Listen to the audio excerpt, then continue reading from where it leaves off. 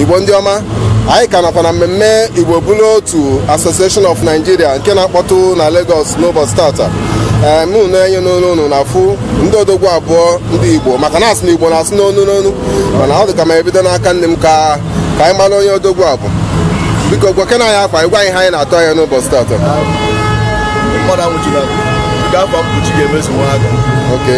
Memba Igbo Bụrụ Otu Association of Nigeria. Ihe anyị na-eme taa bụ ihe anyị dị mgbe eme iji wee kwado ọhụrụ anyị na-arụ na ndị anyị na-enyere aka, maka na ọ dị ọtụtụ ndị anyị na-enyere aka n'obodo na ndị Igbo ndị anyị na-enyere aka na Lagos a ka ha nwee ike wee kwudosi ike. Ọnya anyị kwuru wee gbakọ ụbọchị taa. Nna anyị kwu nnọọ ka anyị gakwutụkwa n'iru wee mara ihe ya bụ odogwu a nke odogwu nọ n'aka ekpe ga-nwee ike ịgwa anyị. Nna anyị gwakena anyị afa nwaanyị ka obi dị gị na mmemme unu na-eme n'ụbọchị tata. Aha m bụ Ọgụnta Rafael Ikechukwu, ya Courage Rafik Investment. Obi dị m ụtọ na mmemme nke anyị na-eme n'ụbọchị nke taa, maka na azụ na agbakọ aka nye ọma mere ya ọgba ọgwụgwụ. So na ndị Igbo bụrụ otu ha ma na ebe ha siri ike, ihe ha siri ike omume na Igbo ga-eme ya mgbe Igbo were ofu obi. Ọ ya ka eji hibe ọgbakọ a wee baa ya ndị Igbo bụrụ otu.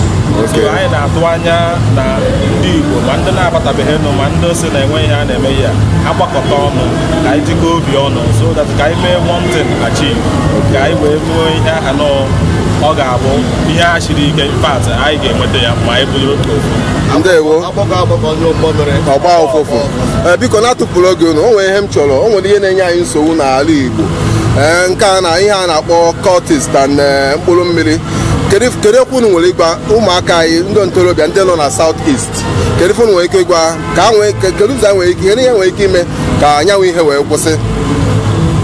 N'atụfughị mgbe ihe gbasara mkpụrụ mmiri n'ala Igbo, ihe awụ nnọọ ihe na-emebiri anyị our young youth nowadays. Ụmụaka na-amaghị bi na be nna ha na-eri mama thank you pụtazie ha werezie ego ha save gara aṅụ mkpụrụ mmiri na-emebi onwe ha.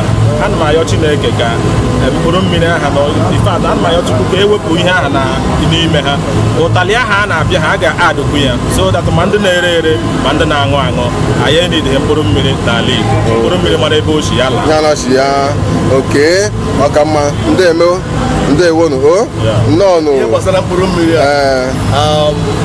achọrọ m ka ọhụrụ n'ime anyị edegoro akwụkwọ degara ndị Nigerian Drug Agency enwee ike hụ na ka ha bụ ndị na-atụmata mkpụrụ mmiri a dị aka kpara ha, maka aka kpara ndị na-atụmata mkpụrụ mmiri a ndị na-aṅụ aṅụ so Chukwu ga-eme amara.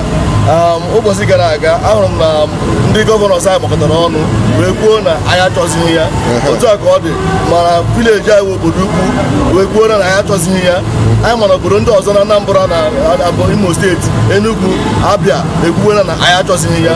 Otu a ka ọ dị kwa obi ka anyị ji aga. Ma anyị nwa bụ ndị ọzọ obodo, anyị nwa ọzọ obodo a na-akpụ si na ya achọghịkwu ya ya bụ mkpụrụ mmiri mara ebe o tinye anọchi ya. Ndebe anyị ndị ewonu nnọọ